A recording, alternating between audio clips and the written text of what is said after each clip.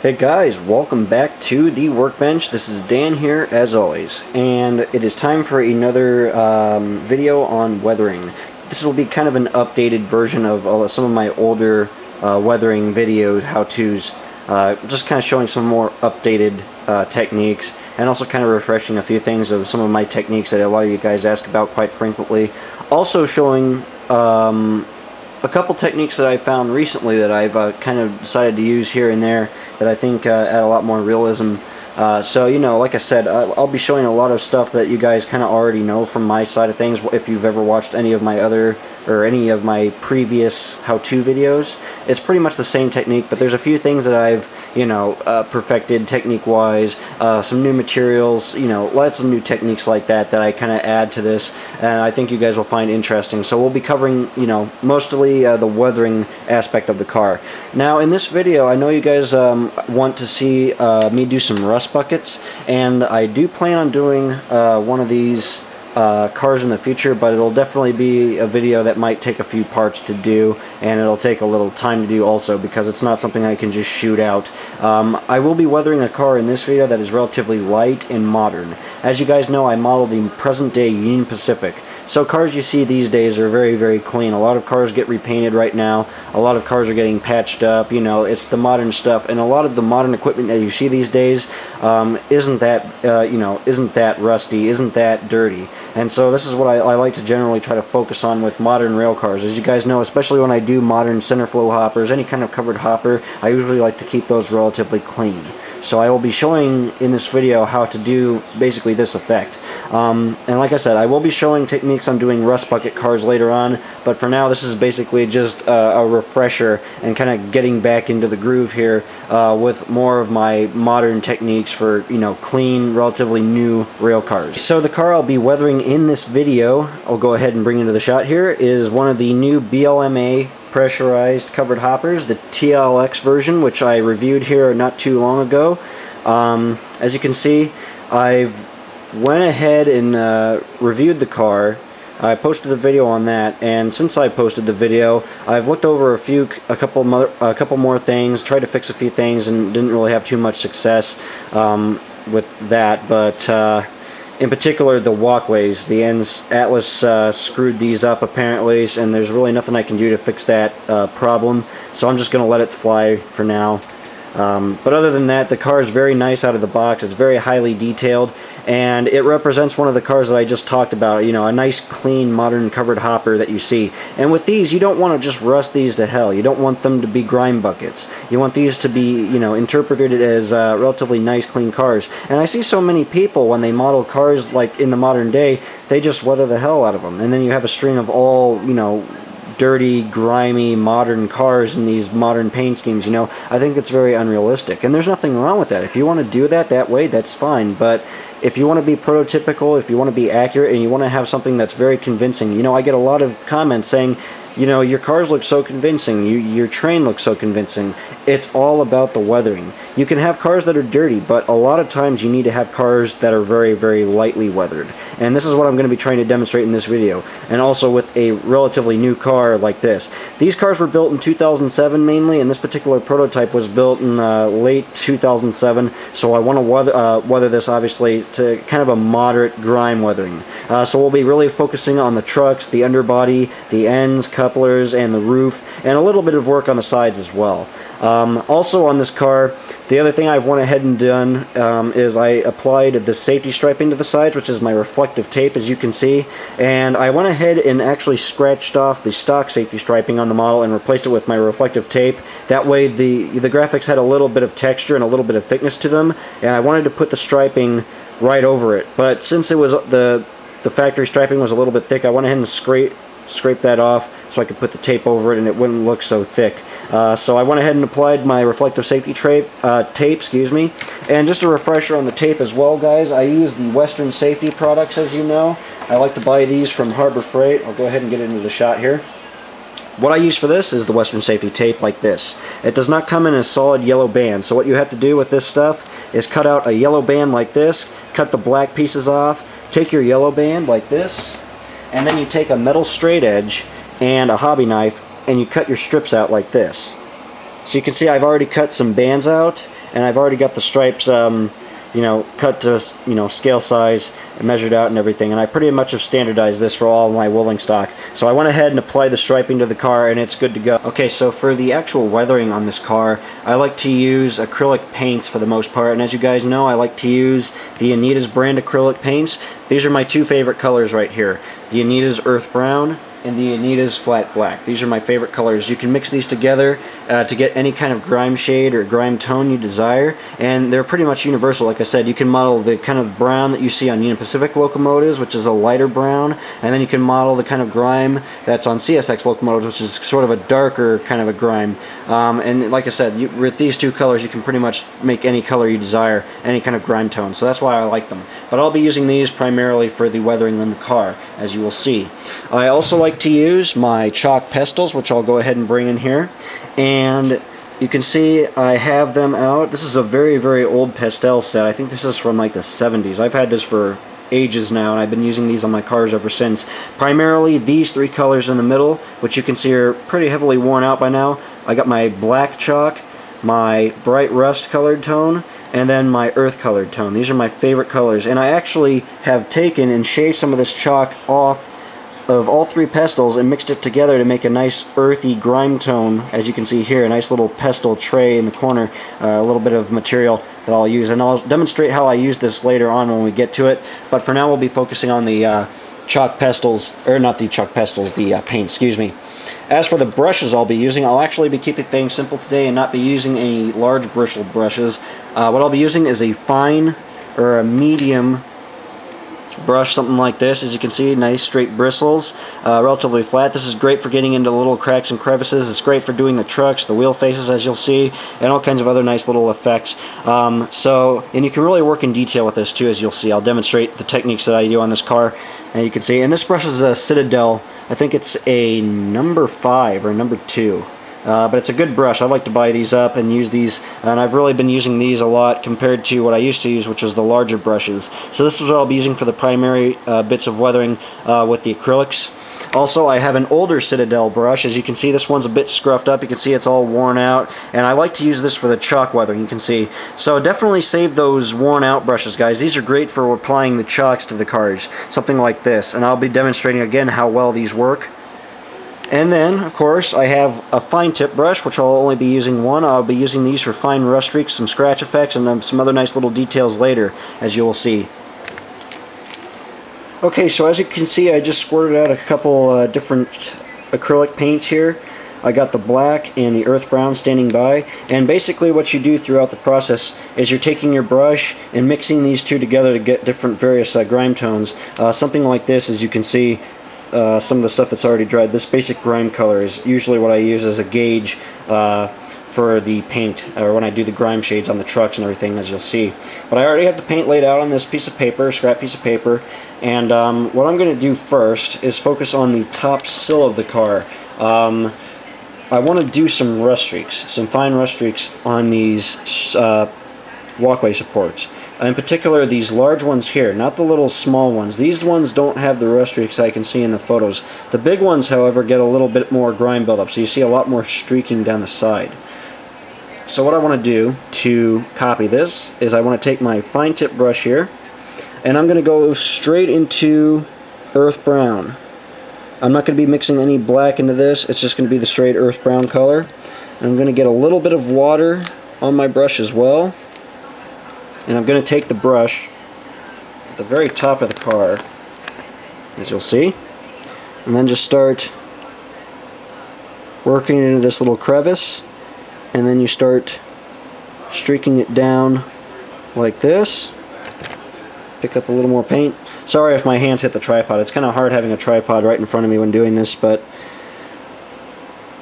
And then you just take your line and you start carefully streaking it down. And as you get more towards the bottom of the streak, you kind of want to lift up and apply less pressure on the brush so that the streak kind of fades out. Something like this. And you can see I'm going to kind of try to blend it out just a little bit more by taking straight water and going over it. And you can see it sort of fades the stripe out just a little bit like that. Something like that. It's pretty nice. And I actually picked up some paint and put it on the side, or get that off. It's always good to have Q-tips on hand for these projects because you can clean up any little mistakes you make like that. But you can see just a nice little rust streak like that. And then we're just going to basically repeat that for all of these little supports. In particular, the large supports as a starting point on this car. And I'll do this on both sides for the most part.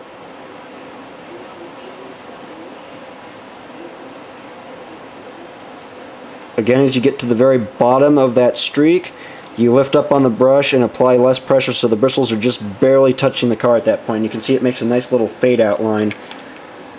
And again, run the Q-tip over it. Actually grab a clean one here so I don't streak up or make any other little messes. But you just kind of sharpen that line like this.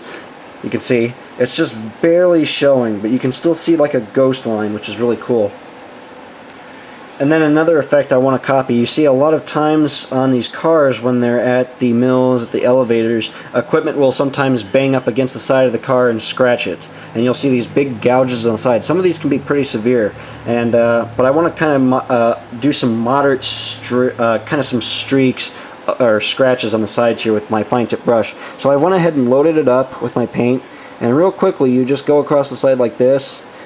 And these lines don't exactly have to be perfect. They can be a little bit wavy, as you'll see. But you just sort of go across the sides of the car like this to do these streaking effects.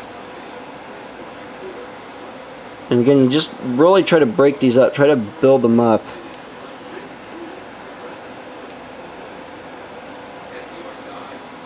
And you just kind of keep going over, because there'll usually be multiple scratches in between each other, so you just kind of want to replicate that right at the top.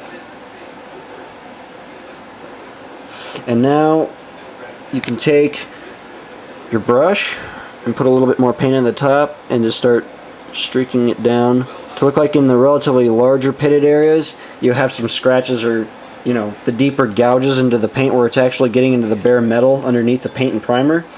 And you want to have some streaks from that metal being damaged, just kind of streaking down. So again, you just take your fine tip brush and you model some of these streaks just very softly, and only in a few areas. You really don't want to go too heavy with this. Some prototypes you can see, and you can model these however you like, but for a moderate weathering like this, you just want to kind of keep this relatively simple. So I'm only doing this one particular little area just as a reference, and I'll probably be doing this on both sides as well, but in just different levels of kind of moderate to heavy streaking, something like that. And again, I'll take the Q-tip and just kind of sharpen these lines by streaking it down just a little bit more, something like that. Okay, so just to highlight all the effects we just did on the sides for the detailing, you can see I finished the scratching on the sides. Starting at the very corner of the car, something just went right across, and just right across like that, especially in this area. I also went ahead and hit up the reporting marks there, the number, with a hobby knife. You just take and just gently scrape across that, and again, you can do that as literally, as light or as heavy as you want, depending on the effect you're going for there. And since it's just some light scratching, I just went over it just very softly like that, and you get the heavier areas of pitting right there from the scratches impacting the bare metal underneath. And you could say I put a little bit of black paint, a little bit of black acrylic, and then you just got all the little bit of streaks, some spots here and there as well. And then at the top we got the rust streaks running down from the larger sill supports, and also just some kind of random rust streaking, a few little spots here and there to start. Okay, so starting at the underbody here, I want to do the wheel spray in particular on the bottom of the car and working up on the base. So I went ahead and loaded my medium brush up with my grime mix, which you can see right here. It's relatively light. It's it's just a little bit. It's not too heavy of a coating on the brush, and I take it over a piece of paper once I load the bristles up, just to kind of get some of that excess paint off, just so I only get on what I need. And I start at the ends here and just start working that spray across the car body floor like this, and all those little cracks and crevices.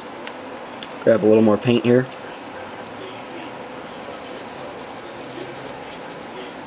And just start working it up on the bays like this.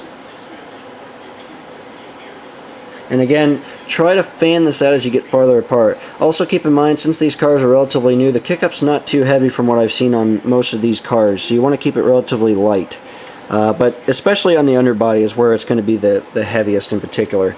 So that's what you really want to focus on. So we'll just keep working it in here.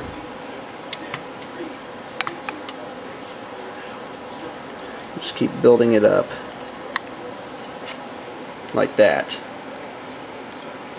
I'm also going to hit the sides of the coupler boxes just a little bit, not too much. I just want to get a little grime up on these, like to look like a little bit of some speckled effects, just kind of some excess spray that kind of hits the sides of these. The coupler boxes themselves, especially on these newer cars, don't really rust too much. They just get kind of like a wash effect. So you can even technically do like a wash on these coupler boxes if you really wanted to, and it would work just fine as well. But just as long as you're getting a little bit of grime on these. And now what I'm going to do is go ahead and start working down the entire underbody of the car and just putting a little bit of light grime here and there, just on the highlighted areas like the seams, the weld lines on these bays in particular, like you can see what I'm doing here. Just in these little areas you want to hit up. And again, I'm keeping it relatively light since this is a relatively clean car. But you can do this however you like, whatever you're looking at in terms of prototype photos. If the car's a little bit heavier, then go a little heavier. Like I said, use the prototype photos kind of as some guidance with this. And if you can't get it exactly a good shot of the car from the underbody, generally you can kind of eyeball this or just kind of guesstimate this and just do this and it'll look, you know, relatively nice. But it's definitely better than leaving it unweathered and then, you know, weathering the sides of the car and not touching the underbody, that's for sure. So I'll keep coming back, keep working on this, and we'll come back in a minute. And again, here's a quick rehashing of what we just did. We've gotten the base wheel spray on the underbody. We've hit up the bays with a bit of a light dry brushing to hit, you know, kind of just getting in those little cracks and crevices and leave some grime there, just like on the prototypes. A little bit of grime on the piping, but again, very, very lightly on these pipes. Not too dirty.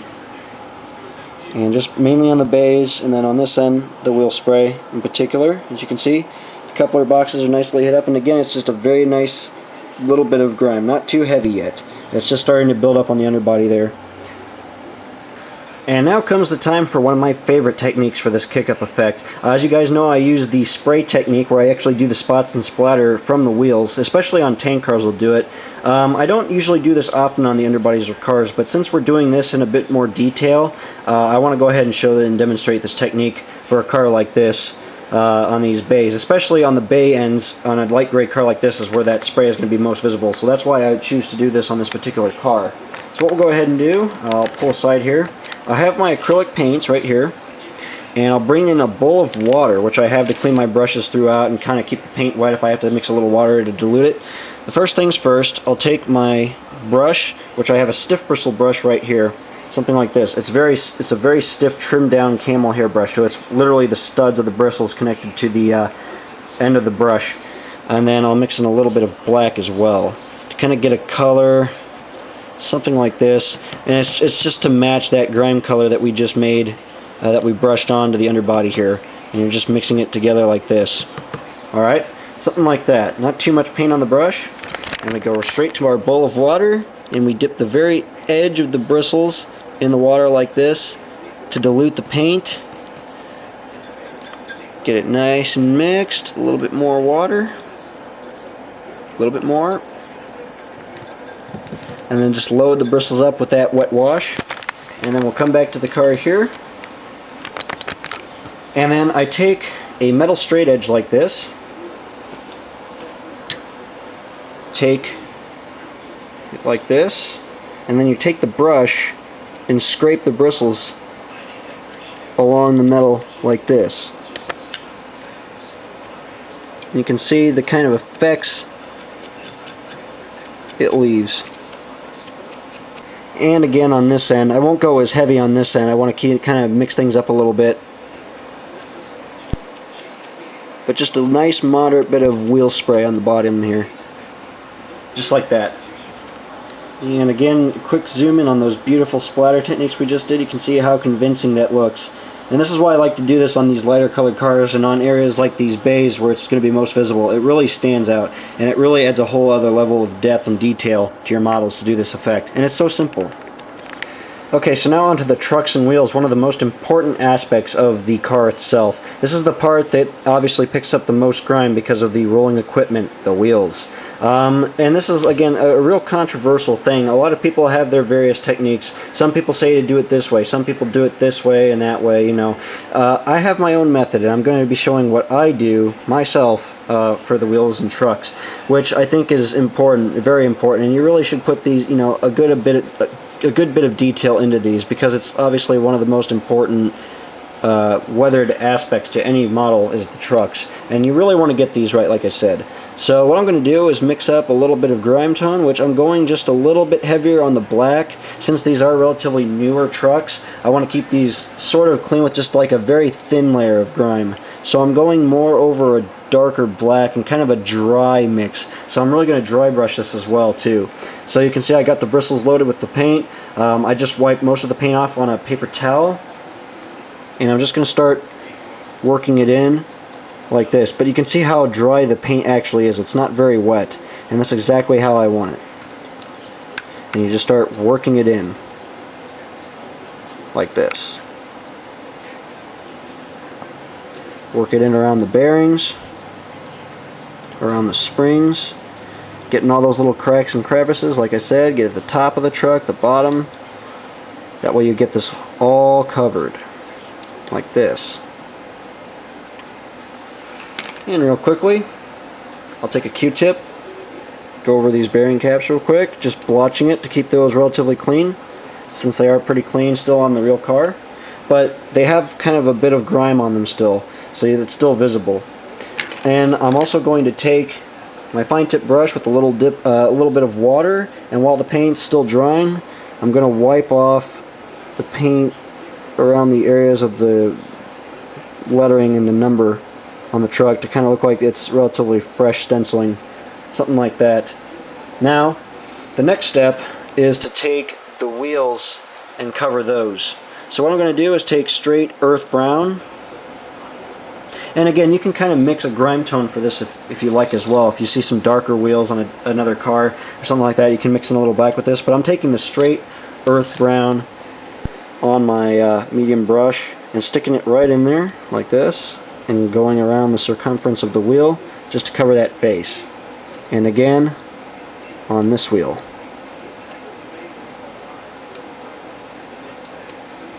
Just to get that all covered.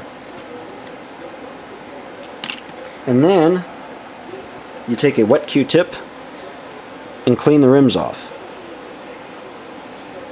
Like this, to keep those shiny and clean.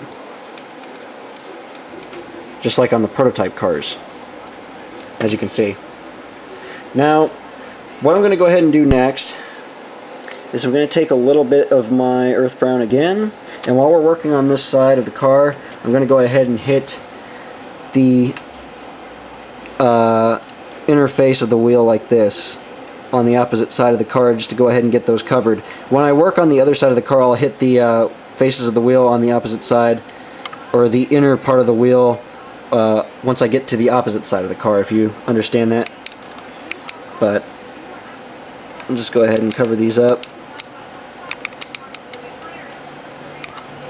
And it's very important, again, to cover the interior or the inner face of the wheel. You don't want to leave these blank. I see a lot of guys also, when they do their wheels, they'll rust the hell out of the wheels and then not do the wheel faces or the axle of the wheel. And it's very important you get these covered up, because it is visible, especially on tank cars, and people will see that, and it drives you crazy, let me tell you. So it's very important that you get that covered. So I'm going to go ahead and start working on the axles with a bit of my grime tone. Again, a little bit heavier on the earth brown, just to kind of match the color that we're getting on the wheel faces here. And again, none of this weather's exactly the same. It's never the same color, so kind of, you know, vary the paint texture, the color. Mix a little black here and there on the axles. You know, weather everything differently so it's not all one uniform color. It'll be a lot more realistic in the end. Alright, so I got the brush loaded up again. I'll go ahead and start painting the axles like this. Make sure to get these covered though, it's very important. If you have to put another coat on this and seal this up and then put another coat later on, you can, but just as long as you're eliminating all the shiny metal. This is very important in this step because shiny metal will look extremely unrealistic.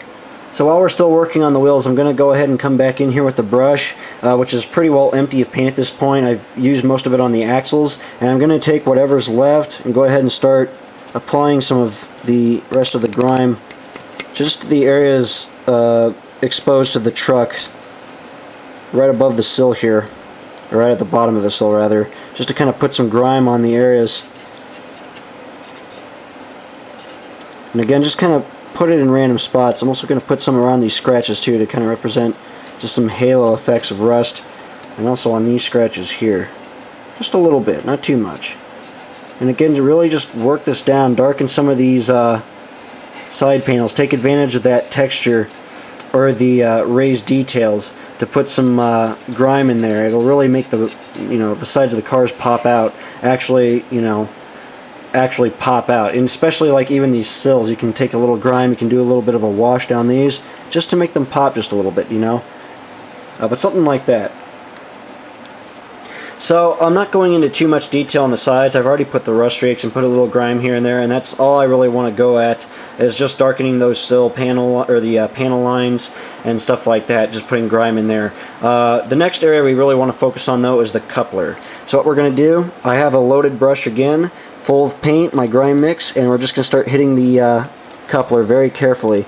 Be careful on this side around that tensioning spring there, so you don't pop that back out, because those are a pain to get back in. But just work that brush into the coupler.